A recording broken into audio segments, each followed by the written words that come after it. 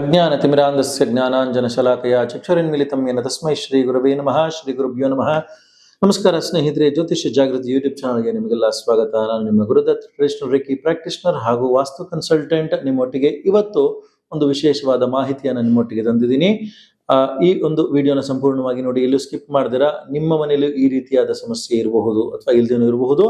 ನಿಮಗೆ ಒಂದು ಸೊಲ್ಯೂಷನ್ ಸಿಗುತ್ತೆ. ಸಪೋಸ್ ನಿಮ್ಮ ಮನೆಯಲ್ಲಿ ಈ ಸಮಸ್ಯೆ ಇದ್ರೆ, ಯಾವ ರೀತಿ ಸಮಸ್ಯೆ, ದೀರ್ಘಕಾಲದಿಂದ ಆರೋಗ್ಯದಲ್ಲಿ ಸಮಸ್ಯೆ ಉಂಟಾಗ್ತಿದೆಯಾ? ಸೊ ಖಂಡಿತವಾಗಿ ಈ ಒಂದು ಸಮಸ್ಯೆಗೆ ಯಾವ ವಾಸ್ತುವಿನ ಪ್ರಕಾರ ಯಾವ ಒಂದು ದಿಕ್ಕು ಬಹಳ ಪ್ರಮುಖವಾದ ಒಂದು ವಿಶೇಷವಾದ ಒಂದು ಸೂಚನೆಯನ್ನು ಕೊಡುತ್ತೆ. ವಾಸ್ತುವಿನ ಪ್ರಕಾರ ಈ ಒಂದು ದಿಕ್ಕು ಸರಿಗಿದ್ರೆ ನಿಮ್ಮ ಮನೆಯಲ್ಲಿ ಯಾರಿಗೂ ಆರೋಗ್ಯದ ಸಮಸ್ಯೆ ಬರುವುದಿಲ್ಲ. ಹೆಚ್ಚಾಗಿ ಹೇಳಬೇಕಂದ್ರೆ ಮನೆಯ ಹಿರಿಯರಿಗೆ, ಯಾರು ದುಡಿತಾ ಇರ್ತಾರೆ, ಅವರು ಮತ್ತೆ ಮತ್ತೆ ಮತ್ತೆ ಆರೋಗ್ಯ ತಪ್ಪತಾನೆ ಇರ್ತಾರೆ. ಎಷ್ಟೇ ಮಾತ್ರೆಗಳು ತಗೊಂಡ್ರು ಕಮ್ಮಿ ಆಗೋದಿಲ್ಲ, ಎಷ್ಟೇ ಔಷಧಿಗಳು ತಗೊಂಡ್ರು ಕಮ್ಮಿ ಆಗೋದಿಲ್ಲ, ಯಾವುದೇ ಪೂಜೆ ಪುನಸ್ಕಾರಗಳು ಮಾಡಿಸಿದ್ರು ಕಮ್ಮಿ ಆಗೋದಿಲ್ಲ. ಯಾಕೆಂದ್ರೆ ಅದೆಲ್ಲ ಟೆಂಪ್ರವರಿ ಸೊಲ್ಯೂಷನ್ ಆಗುತ್ತೆ. ನಿಮ್ಮ ಮನೆಯಲ್ಲಿ ಒಂದು ಜಾಗದಲ್ಲಿ, ಅಂದ್ರೆ ಫಾರ್ ಎಕ್ಸಾಂಪಲ್ ಹೇಳ್ತಾ ಇದೀನಿ, ನೀರ್ ಸೋರ್ತಾ ಇದೆ ಅಂದ್ರೆ ಆ ನೀರ್ ಎಲ್ಲಿ ಸೋರ್ತಾ ಇದೆ ಅದನ್ನ ನೋಡ್ಕೊಂಡು ನಾವು ಅದನ್ನ ಕಂಪ್ಲೀಟ್ ಆಗಿ ಸ್ಟಾಪ್ ಮಾಡ್ಬೇಕಾಗತ್ತೆ. ಸುಮ್ನೆ ನೀರ್ ಬೀಳ್ತಾ ಇದೆ ಅಂತ ಹೇಳಿ ನೀರ್ ಒರೆಸ್ತಾನೆ ಇದ್ರೆ ಅದು ಪರ್ಮನೆಂಟ್ ಸೊಲ್ಯೂಷನ್ ಆಗೋದಿಲ್ಲ. ಸೊ ಹಾಗಾಗಿ ವಾಸ್ತುವಿನ ಪ್ರಕಾರ ತಗೊಂಡಾಗ ಯಾವ ಒಂದು ದಿಕ್ಕು ನಿಮ್ಮ ಮನೆಯಲ್ಲಿ ದೀರ್ಘಕಾಲದ ಆರೋಗ್ಯದ ಸಮಸ್ಯೆಯನ್ನು ತಂದುಕೊಡುತ್ತೆ ಅಂತ ಹೇಳಿ, ಈ ಒಂದು ದಿಕ್ಕು ನೈಋತ್ಯ. ಇದು ಪಿತೃಗಳ ದಿಕ್ಕು, ಸ್ಟೆಬಿಲಿಟಿನ ಉಂಟು ಮಾಡುವಂತಹ ದಿಕ್ಕು, ಜೊತೆಗೆ ವಾಸ್ತು ಪುರುಷನ ಮೂಲಾಧಾರ ಚಕ್ರ ಇರುವಂತಹ ದಿಕ್ಕು. ಈ ಒಂದು ದಿಕ್ಕು ನೈಋತ್ಯ ದಿಕ್ಕು ಮತ್ತೆ ರಾಹುಗೆ ಸಂಬಂಧಪಟ್ಟಿರುವ ದಿಕ್ಕು ಆಗಿರೋದ್ರಿಂದ ಸೊ ಈ ಒಂದು ದಿಕ್ಕು ಬಹಳ ಇಂಪಾರ್ಟೆಂಟ್. ಎಷ್ಟೋ ಜನ ನಾವು ಈಗ ವಾಸ್ತು ಕನ್ಸಲ್ಟೇಷನ್ಗೆಲ್ಲ ಹೋದಾಗ ಕೆಲವರು ಏನ್ ಮಾಡಿರ್ತಾರೆ ಅಂದ್ರೆ, ಅವ್ರ ಸೈಟ್ ನಲ್ಲಿ ಸ್ಕ್ವೇರ್ ಅಥವಾ ರೆಕ್ಟಾಂಗಲ್ ಇತ್ತು ಅಂದ್ರೆ ನಾರ್ತ್ ಈಸ್ಟ್ ಗೆ ಕರೆಕ್ಟ್ ಆಗಿ ಮನೆ ಕಟ್ಕೊಂಡು ಸೌತ್ ವೆಸ್ಟ್ ಅಲ್ಲಿ ಪಾರ್ಕಿಂಗ್ ಜಾಗ ಬಿಟ್ಕೊಂಡ್ಬಿಟ್ಟಿರ್ತಾರೆ. ಅಲ್ಲಿ ಈ ತರ ಒಂದು ಸಿಚುಯೇಷನ್ ಆಗುತ್ತೆ ಅಂದ್ರೆ, ಯಾರ ಮನೆ ಗೇಟ್ ಫೇಸಿಂಗ್ ಬಂದು ಸೌತ್ ಗಿದೆ, ಸೊ ಆ ತರದವ್ರು ಏನ್ ಮಾಡ್ತಾರೆ ಅಂದ್ರೆ ನಾರ್ತ್ ಈಸ್ಟ್ ಗೆ ಕಟ್ಟಕ್ ಆಗೋದಿಲ್ಲ ಅಂತೇಳಿ ಪಾರ್ಕಿಂಗ್ ನ ಸೌತ್ ವೆಸ್ಟ್ ನಲ್ಲಿ ಪಾರ್ಕಿಂಗ್ ಮಾಡ್ಕೊಂಡಿರುವಂತ ಸಾಧ್ಯತೆಗಳೆಲ್ಲ ಇರ್ತವೆ. ಸೊ ಅಂತವರಿಗೂ ಕೂಡ ಇದು ಅನ್ವಯ ಆಗುತ್ತೆ. ಯಾವಾಗ ನಾವಲ್ಲಿ ಪಾರ್ಕಿಂಗ್ ಮಾಡ್ಕೊಂಡಿರ್ತೀವಿ ಅಥವಾ ನಾವಲ್ಲಿ ಖಾಲಿ ಬಿಟ್ಟಿರ್ತೀವಿ, ಹೆಚ್ಚಿನ ಜಾಗ ಸೌತ್ ಕಡೆ ಜಾಗ ಖಾಲಿ ಬಿಡೋದು ಅಥವಾ ವೆಸ್ಟ್ ಕಡೆ ಜಾಗ ಖಾಲಿ ಬಿಡೋದು, ಈ ರೀತಿ ಮಾಡ್ಕೊಂಡಾಗ ಆರೋಗ್ಯದಲ್ಲಿ ಸಮಸ್ಯೆ ಬರೋದು ಸಾಮಾನ್ಯ ಆಗುತ್ತೆ. ಸೊ ಹಾಗಾಗಿ ಆದಷ್ಟು ಮನೆ ಕಟ್ಟೋರಿದ್ರು, ಸೌತ್ ರೋಡೇ ಆಗಿದ್ರು ಕೂಡ ಆದಷ್ಟು ನೀವು ನಾರ್ತ್ ಈಸ್ಟ್ ಕಡೆಯಿಂದ ಎಂಟ್ರೆನ್ಸ್ ಮಾಡ್ಕೊಳ್ಳೋ ಹಾಗೆ, ಸೌತ್ ಈಸ್ಟ್ ಈ ಕಡೆಯಿಂದ ನೀವು ಗೇಟ್ ಮಾಡ್ಕೊಳ್ಳೋ ಹಾಗೆ ಸ್ವಲ್ಪ ಏನೋ ಪ್ಲಾನ್ ಮಾಡಿ ವಾಸ್ತು ಕನ್ಸಲ್ಟೇಷನ್ಸ್ ಎಲ್ಲ ಮಾಡಿಸ್ಕೊಳ್ಳೋದ್ರಿಂದ ನಿಮಗೆ ಅನುಕೂಲ ಆಗುತ್ತೆ. ಸೊ ಇಲ್ಲಿ ನಾ ಹೇಳಿದ್ದು ಸೌತ್ ವೆಸ್ಟ್. ಇವತ್ತಿನ ಒಂದು ಸಬ್ಜೆಕ್ಟ್ ಸೌತ್ ವೆಸ್ಟ್ ಆಗಿರೋದ್ರಿಂದ ಈ ಸೌತ್ ವೆಸ್ಟ್ ನಲ್ಲಿ ನಾ ಹೇಳಿದಂಗೆ ಒಂದು ಖಾಲಿ ಜಾಗ ಬಂದಿತ್ತು ಅಂದ್ರೆ ಆರೋಗ್ಯದಲ್ಲಿ ಸಮಸ್ಯೆ ಉಂಟಾಗುತ್ತೆ. ಕೆಲವರು ಏನ್ ಮಾಡ್ತಾರೆ, ಸೌತ್ ವೆಸ್ಟ್ ಅಲ್ಲಿ ಟಾಯ್ಲೆಟ್ ಇಡಕ್ಕೆ ಹೇಳಿದಾರೆ ಅಂತ ಹೇಳ್ಬಿಟ್ಟು ಕೆಲವೊಂದ್ ಕಡೆ ಕೇಳ್ಕೊಂಡ್ ಬಂದಿರ್ತಾರೆ, ಸ್ವಲ್ಪ ಗೊತ್ತಿರಲ್ಲ. ಸೊ ಸೌತ್ ವೆಸ್ಟ್ ಕಾರ್ನರ್ಗೆ ಕರೆಕ್ಟ್ ಆಗಿ ಟಾಯ್ಲೆಟ್ ಅಥವಾ ಬಾತ್ರೂಮ್ ನ ಇಟ್ಬಿಟ್ಟಿರ್ತಾರೆ.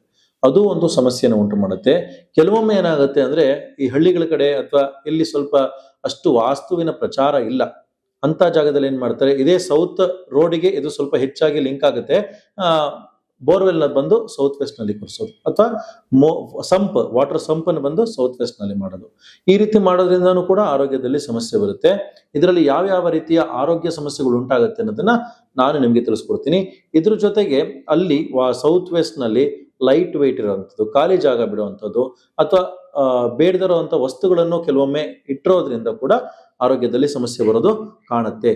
ಸೊ ಮೊದಲನೇದಾಗಿ ಹೇಳಬೇಕಂದ್ರೆ ಎಲುಬುಗಳ ಸಮಸ್ಯೆ ಬರುತ್ತೆ. ಆರ್ಥ್ರೈಟಿಸ್, ಮನೇಲಿ ಯಾರಿರ್ತಾರೆ ಅವ್ರಿಗೆ ಆರ್ಥ್ರೈಟಿಸ್, ಮಂಡಿ ನೋವು ಬರುವಂತದ್ದು ಸಾಧ್ಯತೆಗಳು ಹೆಚ್ಚಾಗಿ ಕಾಣ್ತವೆ. ಜೊತೆಗೆ ನರ್ವಸ್ ಪ್ರಾಬ್ಲಮ್ ಕೂಡ ಕಾಣುತ್ತೆ. ಸೌತ್ ವೆಸ್ಟ್ ನಲ್ಲಿ ಈ ರೀತಿಯಾದ ಸಮಸ್ಯೆ ಇದೆ. ದೀರ್ಘಕಾಲದ ಒತ್ತಡಗಳು, ರಕ್ತದ ಒತ್ತಡಗಳು ಹೆಚ್ಚಾಗುವಂತಹ ಸಾಧ್ಯತೆಗಳಿರುತ್ತೆ ಹಾಗೂ ಡಿಪ್ರೆಷನ್ ಕಾಡುವಂತಹ ಸಾಧ್ಯತೆಗಳಿರುತ್ತೆ. ಏನೂ ಇರೋದಿಲ್ಲ, ಎಲ್ಲ ಆರಾಮಾಗಿರ್ತಾರೆ, ಆದ್ರೂ ಯಾವಾಗ್ಲೂ ಕುಗ್ಗಿರ್ತಾರೆ, ಏನೇ ಒಂದು ಕೆಲಸ ಮಾಡೋದಕ್ಕೂ ಇಂಟ್ರೆಸ್ಟ್ ಇರೋದಿಲ್ಲ. ಆ ರೀತಿಯಾದ ಒಂದು ಸನ್ನಿವೇಶವನ್ನು ಸೃಷ್ಟಿ ಮಾಡ್ಕೊಳ್ಳುವಂತಹ ಸಾಧ್ಯತೆಗಳಿರುತ್ತೆ. ಮತ್ತೆ ಹೈ ಬ್ಲಡ್ ಪ್ರೆಷರ್, ನಾ ಮೊದಲೇ ಹೇಳಿದಂಗೆ ಹೈ ಬ್ಲಡ್ ಪ್ರೆಷರ್, ಎಷ್ಟೇ ಮಾತ್ರೆ ತಗೊಂಡ್ರು BP ಕಮ್ಮಿ ಆಗ್ತಿಲ್ಲ ಸರ್ ನಂಗೆ ಅಂದ್ರೆ ಫಸ್ಟ್ ನಿಮ್ಮ ಮನೆಯ ಸೌತ್ ವೆಸ್ಟ್ ನ ನೀವು ನೋಡಿ ಸರಿ ಮಾಡ್ಕೊಬೇಕಾಗತ್ತೆ. ಇದ್ರ ಜೊತೆಗೆ ಜೀರ್ಣಕ್ಕೆ ಸಂಬಂಧಪಟ್ಟಂತಹ ಕಾಯಿಲೆಗಳು, ಡಯಾಬಿಟಿಸ್ ಆಗಿರ್ಬೋದು, ದೀರ್ಘಕಾಲದಿಂದ ಮಾತ್ರೆ ತಗೊಳ್ತಾನೆ ಇರಬೇಕು, ಜೀವನ ಪರ್ಯಂತ ಮಾತ್ರೆ ತಗೊಳ್ತಾ ಇರಬೇಕು, ಈ ರೀತಿಯಾದ ಸಮಸ್ಯೆಗಳು ಉಂಟಾಗುವಂತಹ ಸಾಧ್ಯತೆ ಸೌತ್ ವೆಸ್ಟ್ ಝೋನ್ ಇಂದ ಆಗುತ್ತೆ. ಜೊತೆಗೆ ಚರ್ಮಕ್ಕೆ ಸಂಬಂಧಪಟ್ಟ ಕಾಯಿಲೆಗಳು ಬರುವಂತಹ ಸಾಧ್ಯತೆಗಳು ಕೂಡ ಈ ಸೌತ್ ವೆಸ್ಟ್ ಝೋನ್ ಅಲ್ಲಿ ಇರುತ್ತೆ. ಯಾಕೆಂದ್ರೆ ಇದು ರಾಹುಗೆ ಸಂಬಂಧಪಟ್ಟ ಕಾಯಿಲೆ, ಇದು ರಾಹುವಿನ ಝೋನ್ ಆಗಿರೋದ್ರಿಂದ ನಿಮಗೆ ಚರ್ಮ ಕಾಯಿಲೆ ಬರುವಂತಹ ಸಾಧ್ಯತೆಗಳು ಕೂಡ ಇರುತ್ತೆ. ಸೊ ಹಾಗಾಗಿ ನಿಮ್ಮ ಮನೆಯಲ್ಲಿ ಸೌತ್ ವೆಸ್ಟ್ ಝೋನ್ ಈ ರೀತಿಯಾದ ಕಾಯಿಲೆಗಳು ಅಂದ್ರೆ ಆರ್ಥ್ರೈಟಿಸ್ ಆಗಿರಬಹುದು, ಚರ್ಮ ಕಾಯಿಲೆ ಆಗಿರಬಹುದು, ಡಯಾಬಿಟಿಸ್ ಆಗಿರಬಹುದು, ಅಥವಾ ಜೀರ್ಣಕ್ರಿಯೆಗೆ ಸಂಬಂಧಪಟ್ಟಂತಹ ಗ್ಯಾಸ್ಟ್ರಿಕ್ ಆಗಿರಬಹುದು, ಈ ರೀತಿಯಾದ ಹಲವಾರು ಸಮಸ್ಯೆಗಳು ಆರೋಗ್ಯದಲ್ಲಿ ಇದ್ರೆ ಖಂಡಿತವಾಗ್ಲೂ ನೀವು ನಿಮ್ಮ ಮನೆಯ ಸೌತ್ ವೆಸ್ಟ್ ಝೋನ್ ನ ಚೆಕ್ ಮಾಡಬೇಕಾಗತ್ತೆ. ಯಾವಾಗ ನೀವು ಸೌತ್ ವೆಸ್ಟ್ ಝೋನ್ ನ ಚೆಕ್ ಮಾಡಿ ಅದನ್ನ ರೆಕ್ಟಿಫೈ ಮಾಡ್ಕೊಂತೀರಾ, ಖಂಡಿತವಾಗ್ಲೂ ನಿಮಗೆ ಅದರಿಂದ ಎಫೆಕ್ಟ್ ಅಂದ್ರೆ ಬರುವಂತಹ ನೆಗೆಟಿವ್ ಎಫೆಕ್ಟ್ ನ ಕಮ್ಮಿ ಮಾಡ್ಕೊಬಹುದು.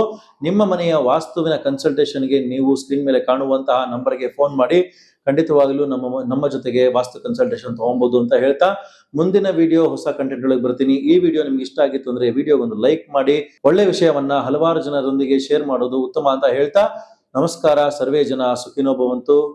ಶುಭವಾಗಲಿ.